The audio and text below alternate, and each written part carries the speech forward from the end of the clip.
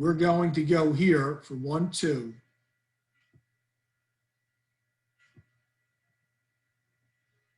And I'm telling you at the top of the PDF, like the example on page 35 is the data they're going to refer to, which is the U.S. Women's soccer team. So the first heading here is dot plots. That's a heading in the book. So I wrote it against the margin, even though there's nothing to do with dot plots that I found particularly important. This is new. This is something you haven't seen before, describing shape. And this is AP test material, okay? If you're asked to describe the shape of a distribution, univariate, meaning one variable, it could be symmetric or it could be skewed. And if the data is skewed, you have to identify the skewness. The skewness refers to the tail. So if most of the data is to one side, most of the data is to the left here, and the tail goes off to the right, then that data is said to be skewed left. If it's the other way around, it's skewed right. You'll see an example what that means, but you're going to get a prompt on the AP test, whether we get the same test as same format as last year or the same traditional format. We're going to get a code word, and the code word is describe. For describe, they are not interested in any sentences.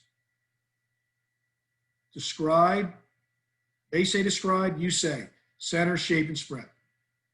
And the book calls spread variability. But these three things, and that, that'll come up in section 1.3. Right now, we're just doing shape. So describing shape, and they're going to get to describing center and describing variability or spread in 1.3.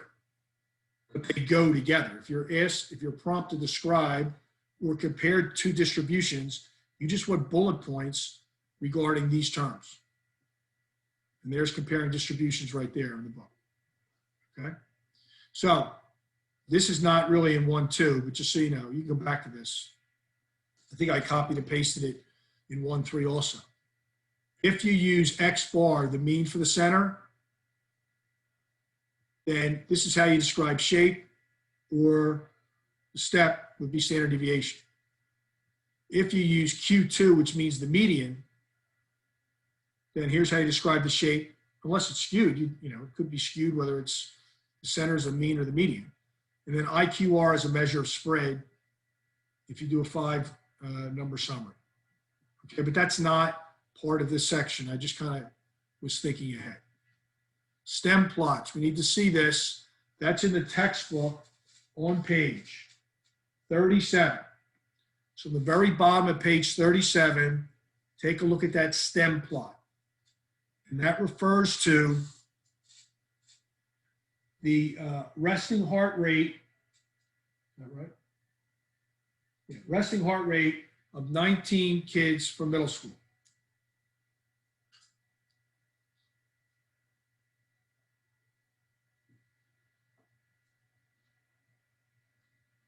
So 3/4 of the way down the page, they just wrote these resting heart rates across the page. Well, you can't really do this the way that's written. So they organize it in a stem plot. So if you look at that stem plot, you have the tens, the vertical line, and have the units. So the lowest resting heart rate for any of those middle school kids was 6 tens plus an 8, was 68. And actually, 3 kids had a resting heart rate of 68. The highest resting heart rate was 120. But just by doing that, you can identify the skewness. That data is skewed. All right, so if we go up here to the definition of skewness, which way is the tail going in that data? Is that going to the right, which would be the higher pulses, or is the tail going to the left when you describe the skewness? Anybody?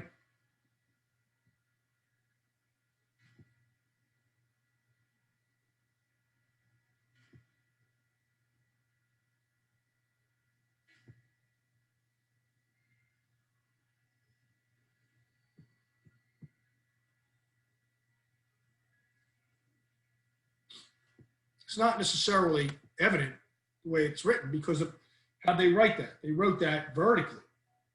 But if you were to graph that, you would see that the 120 is going to be way to the right by itself. That would represent the tail. So most of the data is to the left. I mean, the lowest resting heart rate, the lowest is a 68. I mean, for middle school kids, the lowest is going to be in the 60s. None of them are going to have they're going to be Olympic athletes in middle school. And then the highest, 120, would be in the tail. So since the data was grouped to the left, the tail's to the right, we would say that data is skewed right. Okay? So just from last week, we're telling you this. In a histogram where you see the bars are contiguous, they're touching, that's used for quantitative data. A bar graph and a histogram are not interchangeable. A bar graph, if the bars are not touching, is for categorical data.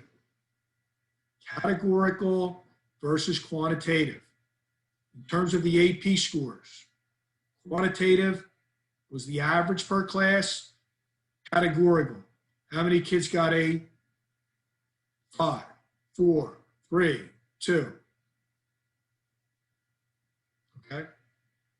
So there's 3 solutions on here, but you're just going to go to 2 of the problems, 47 and 49, and we're going to do 45 together. Now, moving forward after today, today's the last day that I'm giving you a problem for an exit ticket. We're going to still give you the exit tickets, but it's going to be one of these questions. So you're just going to take a picture of something you did in class and send that in, which should be less busy work for you. But I wasn't really comfortable with those 2 problems in context of what we're trying to communicate. So this is the last day. You'll get a problem to work on after we dismiss you. Moving forward, you're just going to do one of the problems that we did in class. Okay?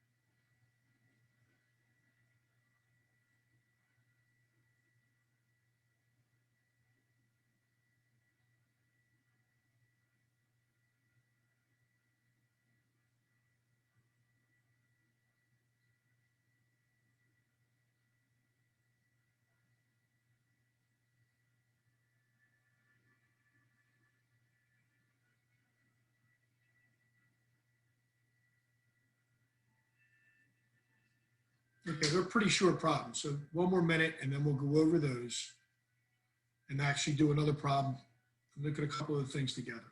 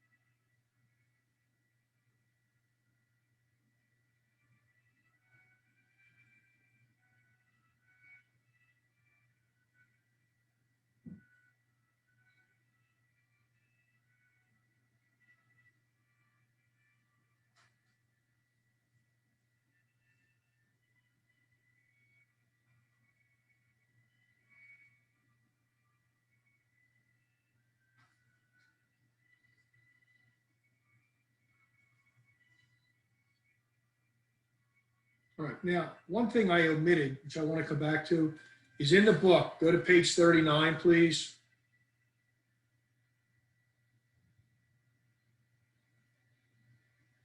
And on page 39 at the bottom, they have this back-to-back stem plot. So what's happening? Well, the resting heart rate, that's going to the left, and the after exercise heart rate is going to the right. By putting them with the same stem, it's easier to compare. Does that make sense? So if you look at this thing, both distributions are skewed right. Can you see that? Because if you have the resting heart rate, most of them are grouped around in the 70s. And you've got that somebody with a resting heart rate of 120. That's the middle school child. Then you have them go to gym class or whatever. Well, the whole thing, it went under a slide. I mean, you just slid everything to the right because your pulse rates goes up when you're active. But the data is still skewed to the right because after exercise, they're grouped in the 90s, and you got that one child at 146. Okay? So we didn't ask you to do this, but I did it, so I'm just going to go over it with you. 45. 45 says, students in a high school stat class responded to their teacher survey about how much sleep did you get last night. Make a dot plot. So there's my dot plot. Ready? 3 hours of sleep, 2 kids. 4 hours of sleep, 4 kids. 11 hours of sleep. How about that kid? 11 hours of sleep. Good job. Well, if you look at this data, it's essentially symmetrical. It's not skewed. Why not? Because the center is 7. The lowest value is 4 less than 7, and the highest value is 4 more than 7. It's not perfectly symmetrical, but it's essentially symmetrical, okay? And we would talk about the center, 7 hours of sleep. Too low, not enough sleep. As it says in the book, experts recommend that high school students sleep 9 hours per night. So the question says, what proportion of students got the recommended amount of sleep? Ready? These 3 kids, that kid and that kid. So 5 out of 28 got the necessary sleep. But you don't need to type this. I mean, you just build this dot plot by hand. So 47, there's a picture on page 47, or problem 47. This is the goal differential. So the dot above 3 means it was 1 game, the United States won by 3. Then what? Well, how did the team do? Well, there's no negatives, so they would be losses. So the team was undefeated. They had 3 ties, and everything to the right of the 0 is a win. So their goal, their record was 17, 0, and 3. And the 55 comes from saying, oh, 1 game, they won by 10. 1 game, they won by 9. That's 19. 3 games, they won by 5. That's 15. 15 and 19 is 34. Adding the games, they won by 4, 3, 2, and 1. And then 49 gives you a picture. See, this is how this book is kind of up to date. Because this, I can remember watching this commercial not too long ago. And you have this picture on page 48, and it says, describe this. They ask people to say who's the oldest person you know. Well, if they ask you who the oldest person you know is, you personally, you might say me. I'm probably older than your parents. But if you look at this picture, that data is really grouped to the right, and there's a tail to the left a little bit. Some people saying the oldest person they know is relatively young. If I was going to describe that data, I would say it was skewed left. So you have to get your mind around this because it's kind of counterintuitive. The skewness is the tail, not where the data is. It's where the tail is. Okay? So we have one problem to do. But, you know, like I said, moving forward, I'm going to have you submit one of these problems that we did in class. And the negative about that is you just sit back and wait for us to go over it and just turn that in. But I'm getting this sense that we have 5 ambitious groups of people that are focused on this opportunity to get, in this class, 3 credits in statistics. Every college major requires statistics. So you get your goal on this test, there will be plenty of statistics courses for you to take, whether that's, doesn't have to be your major, but there will be electives moving forward after the material here, okay? So,